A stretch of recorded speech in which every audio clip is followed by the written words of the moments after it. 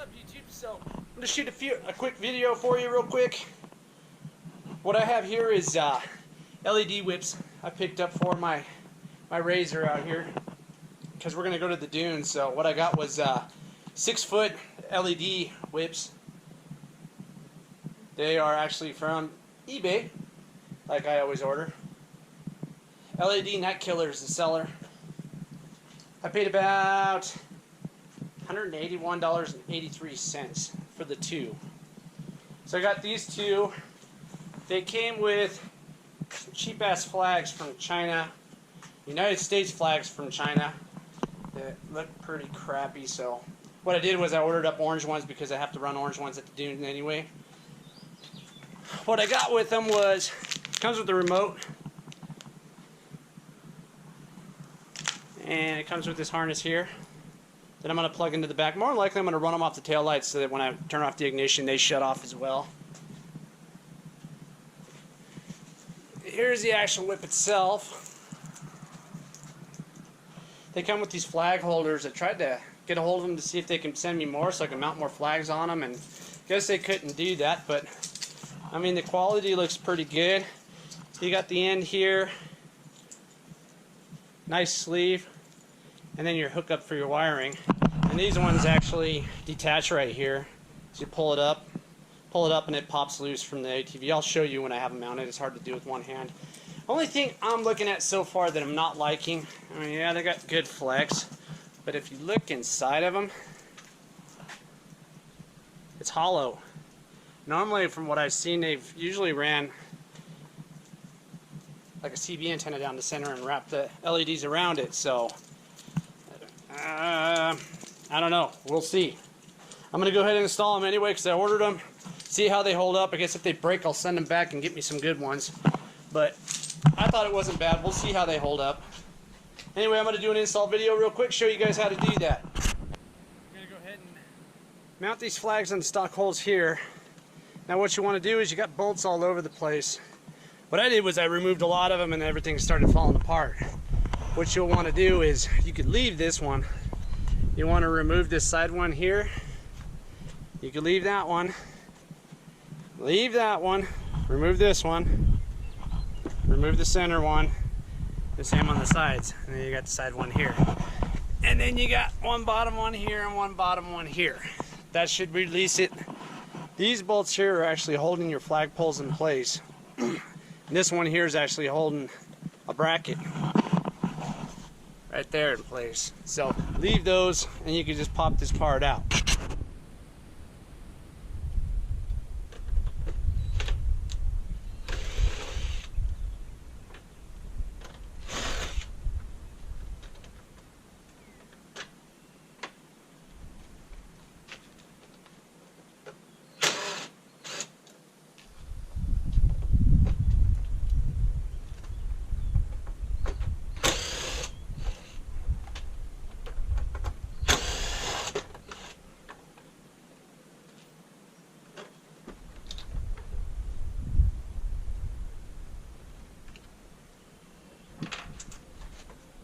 That off.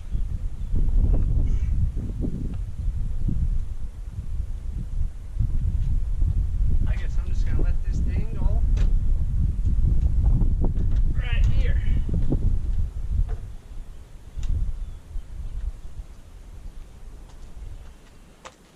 All I did was remove the bottom part of my flags. That's where that hookup goes. It's got the bolt through it. Take it off.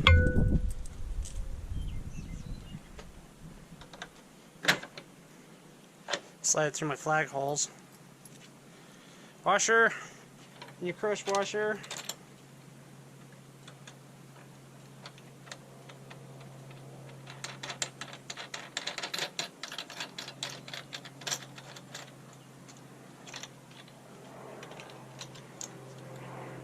Of course, an airplane would fly by right now. Sorry about that.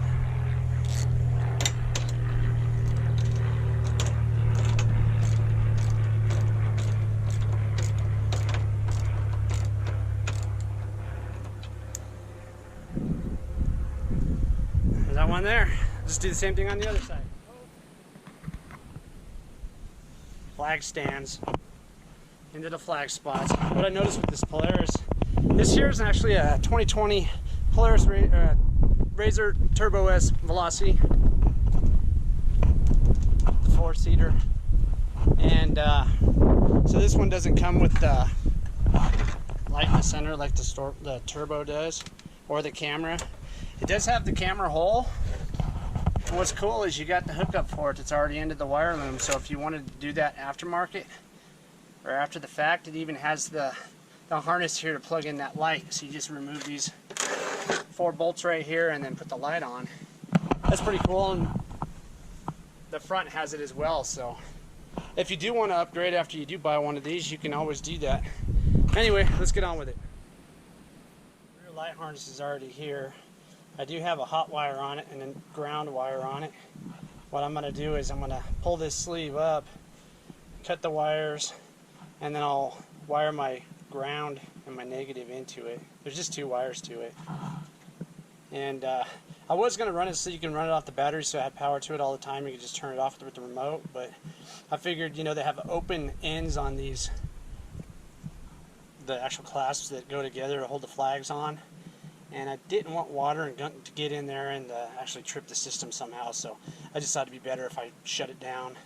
Everything was shut down, I don't have to worry about my battery or nothing, so that's what I'm going to end up doing.